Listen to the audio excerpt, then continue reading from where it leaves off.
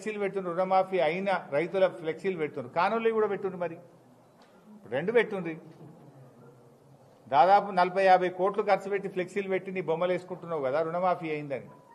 మరి ఆ ఊళ్ళో రుణమాఫీ కానటువంటి రైతుల పేర్లు కూడా లిస్టు పెట్టరా? అది మరి నువ్వు అది ఎవరన్నా పెట్టంగా ఆపుతుర్రా? చాలా మందికి చేసి రుణమాఫీ అయిపోయిందని ఊళ్ళలో లిస్టు పెట్టి ప్రచారం చేసుకుంటున్నావు, నీ బొమ్మలు వేసుకుంటున్నావు రేవంత్ రెడ్డి గారు. అదే గ్రామ పంచాయతీ దగ్గర కానటువంటి రైతుల ఫ్లెక్సీలు కూడా పెట్టండి. ఆ ఊర్లో ఇంకెంతమందికి రైతు బంధు రాలేదు, రుణమాఫీ కాలేదో ఫ్లెక్సీలు పెట్టండి. వానకాలం రైతు బంధు ఇయ్యలేదు కదా, ఆ ఫ్లెక్సీ కూడా కట్టు. యాసంగిలో కేవలం ఒక వంతు ఇచ్చినావు, 2 వంతులు రైతు బంధు ఎగ్గొట్టినావు, ఆ ఫ్లెక్సీలు కూడా కట్టు. 3-4 వేలు ఇచ్చినా ఇంకో 4-5 వేలు ఎగ్గొట్టిన రైతు బంధు అని కూడా ఫ్లెక్సీ కట్టుకో. వానకాలం రైతు బంధు మొత్తానికి ఎగ్గొట్టినా అని ఫ్లెక్సీ కట్టు. ఇవెందుకో కట్టవు ఫ్లెక్సీలు.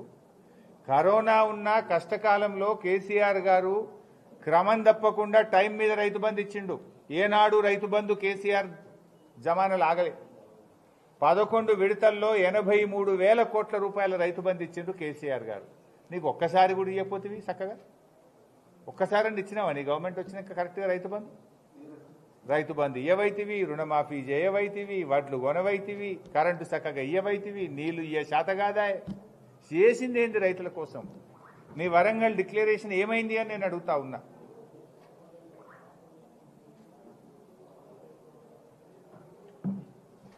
ముఖ్యమంత్రి గారికి అంత బిజీ ఉన్నారా మీరు? అయితే ఢిల్లీ పోతున్నావు, లేకపోతే అందాల పోటీల మీద రివ్యూ పెడుతున్నావు.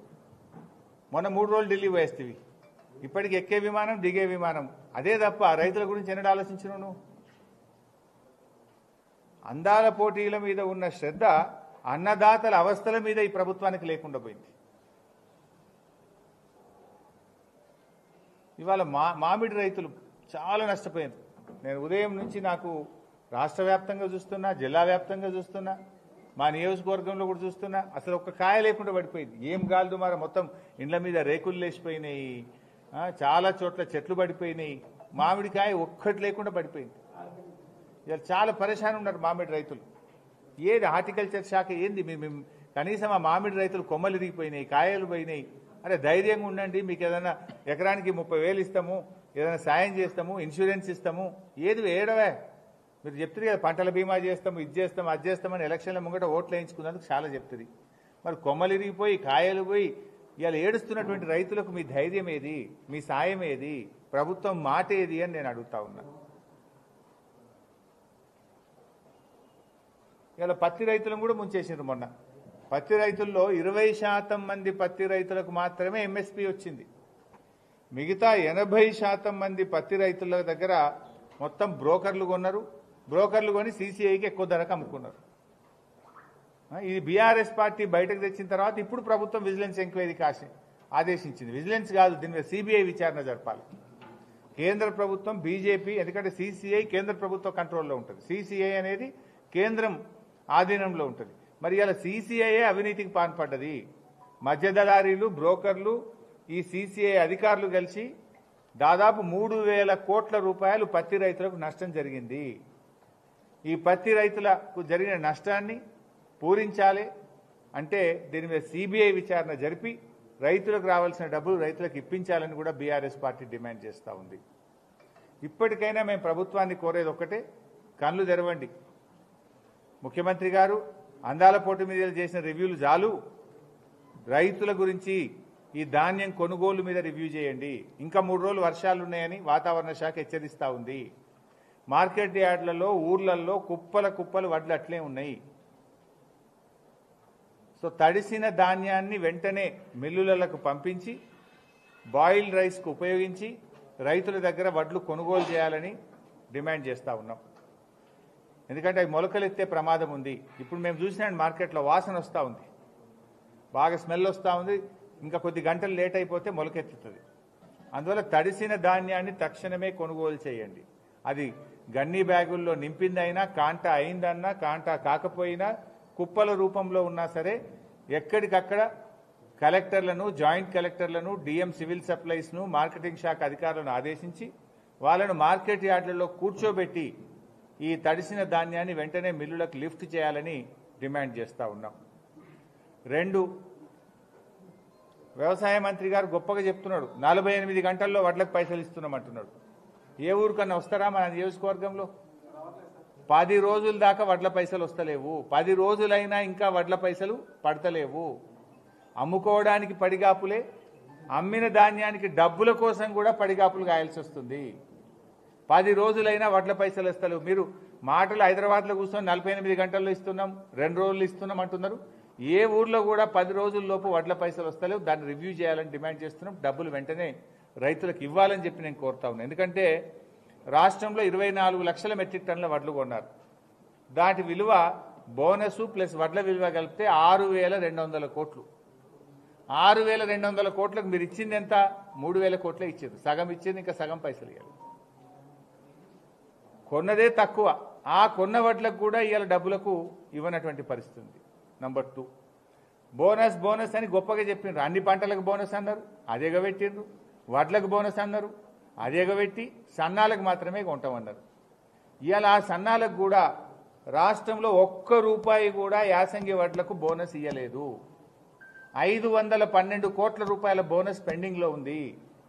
తక్షణమే బోనస్ డబ్బులు విడుదల చేయాలి, రైతుల ఖాతాల్లో వేయాలని చెప్పి డిమాండ్ చేస్తా ఉన్నాం. మూడవది రైతు బీమా. కేసీఆర్ ఉండగా రైతులకు బీమా కట్టేది. మీరు వచ్చినాక అది కూడా బంద్ పెట్టిండ్రు. ఇప్పుడు 2వ కిస్తీ కట్టలే. ఫిబ్రవరిలో కట్టాల్సిన రైతు బీమా ఇప్పటిదాకా కట్టకపోవడం వల్ల ఫిబ్రవరి, మార్చ్, ఏప్రిల్ ఈ 3 నెలల్లో చనిపోయిన రైతులకు ఒక్క పైసా కూడా ఇప్పటిదాకా రావట్లేదు. కేసీఆర్ గారు ఉండగా రైతు బంద్ ఆగలే, రైతు బీమా ఆగలే. కానీ వీళ్ళు వచ్చినాక రైతు బంద్ ఆగింది, రైతు బీమాకు కూడా డబ్బులు కట్టలేదు. తక్షణమే రైతు బీమా 2వ ఇన్స్టాల్మెంట్ కట్టాలని, ఆ చనిపోయిన రైతు కుటుంబాలకు 5 లక్షల ఎక్స్గ్రేషియా చెల్లించాలని చెప్పి కూడా డిమాండ్ చేస్తా ఉన్నాం. అదేవిధంగా తరుగు రాష్ట్ర వ్యాప్తంగా అన్ని చోట్ల కూడా 5 నుంచి 8 కిలోల తరుగు పెడతా ఉన్నారు. ముఖ్యమంత్రి గారు తరుగు మీద నువ్వు ఆనాడు జానెడ్ ఎగిరిపడ్డావు. తక్షణమే అధికారులను ఆదేశించు, తరుగు లేకుండా రైతులకు న్యాయం చేయాలి, ధాన్యం కొనాలని చెప్పి డిమాండ్ చేస్తా ఉన్నాం. ఇక రైతు బంధు, నువ్వు రైతు బంధు ఇస్తా అని అసెంబ్లీలోనే మాటిచ్చినావు. 31 మార్చిలోగా రైతులకు రైతు బంధు వేస్తా అని శాసనసభలో, నిండు శాసనసభలో మాట ఇచ్చినావు ముఖ్యమంత్రి గారు. 31 మార్చి అయిపోయి, ఏప్రిల్ అయిపోయింది, మే నెల నడుస్తుంది. పంట నార్లు పోసేటప్పుడు ఇవ్వాలి, కానీ కోతలైపోయినా నీ రైతు బంధు వల్లే ఇంకా. సో తక్షణమే రైతు బంధు నిధులు విడుదల చేయాలని చెప్పి కూడా నేను ఈరోజు ముఖ్యమంత్రి గారిని, ఈ రాష్ట్ర ప్రభుత్వాన్ని డిమాండ్ చేస్తా ఉన్నా. ఇక రుణమాఫీ అందరికీ చేస్తా అని హామీ ఇచ్చినావు. దేవుళ్ల మీద, చర్చి మీద, దర్గా మీద ఒట్టు పెట్టినావు. నీ బుద్ధున్న ఊరికి పో. మేము చెప్పేది తప్పైతే, నమ్మకపోతే నీ ఇష్టమున్న ఊరికి పో. ఏ ఊళ్ళో రుణమాఫీ అయిందేమో అడుగు రైతుల్ని. అయింది తక్కువ, కాంది ఎక్కువ. దేవుడి మీద ప్రేమ ఉంటే నీకు, దేవుడి మీద నమ్మకం ఉంటే, చర్చి మీద నమ్మకం ఉంటే, నువ్వు ప్రమాణం చేసిన దర్గా మీద నీకు నమ్మకం ఉంటే, ఇచ్చిన మాట ప్రకారం, ఎన్నికల ముందు ప్రజలకిచ్చిన హామీ ప్రకారం రుణమాఫీ డబ్బులు మొత్తం విడుదల చేయాలని చెప్పి కూడా డిమాండ్ చేస్తా ఉన్నాం. మార్కెట్ యార్డులలో టార్పలిన్ కవర్లు లేక, ప్యాడీ క్లీనర్లు లేక రైతులు ఇబ్బంది పడుతున్నారు. అవసరమైన మేరకు, ఇప్పుడు 4 అవసరం ఉంటే ఒకటిచ్చుడు కాదు కదా, అక్కడ వచ్చే క్వాంటిటీని బట్టి, అక్కడ ఉండే అవసరాన్ని బట్టి టార్పలిన్ కవర్లైనా, ప్యాడీ క్లీనర్లు వెంటనే ఏర్పాటు చేయండి. ఆర్టీఏ డిపార్ట్మెంట్ను ఆదేశించి ప్రతి ఎంవీఐని మార్కెట్ యార్డ్లో ఒకరిని కూర్చోబెట్టి అవసరమైన లారీలను వెంటనే తెప్పించే విధంగా జిల్లా కలెక్టర్లకు, ఆర్టీఏకు ఆదేశాలు ఇవ్వాలని కూడా ప్రభుత్వాన్ని డిమాండ్ చేస్తా ఉన్నాం. ఈ ప్రభుత్వానికి పరిపాలన చేతనైతే లేదు. వడ్లు కొనడం అంటే అన్ని ఆలోచించాలి కదా. మిల్లు టైఅప్ కానీ, ట్రాన్స్పోర్ట్ టైఅప్ కానీ, అవసరమైన ప్యాడీ క్లీనర్లు కానీ, టార్పలిన్స్ కానీ, అవసరమైన హమాలీ కానీ సమన్వయం చేయట్లేదు. ఎట్లయిపోయిందంటే గాల్లో దీపం లెక్క అయిపోయింది రాష్ట్రంలో పరిపాలన. గాల్లో దీపం లాగా అయిపోయింది మీ పాలన. పట్టింపు లేదు. ఆ రోజు మీరు ప్రతిపక్షంలో ఉన్నప్పుడు వడ్ల కొనుగోలు కేంద్రాలు తిరిగింది కదా, ఇప్పుడు తిరిగి తిరిగారు, మంత్రులు తిరిగారు, ముఖ్యమంత్రి తిరిగారు. ఇప్పుడు రాండి మరి, రండి మంత్రులు ముఖ్యమంత్రులు అందాల పోటీల మీద రివ్యూలు కాదు, రండి ఊర్ల పొన్న రండి, మనకు అన్నం పెట్టే రైతుకు ఆసరగా నిలుద్దాం. రండి ఊర్లలోకి వచ్చి తిరగండి, కొనుగోలు కేంద్రాలు తిరగండి. సో ఇప్పటికైనా రాష్ట్ర వ్యాప్తంగా వెంటనే ప్రభుత్వం స్పందించి రైతులకు భరోసా కల్పించాలి, తడిసిన ధాన్యాన్ని కొనాలి.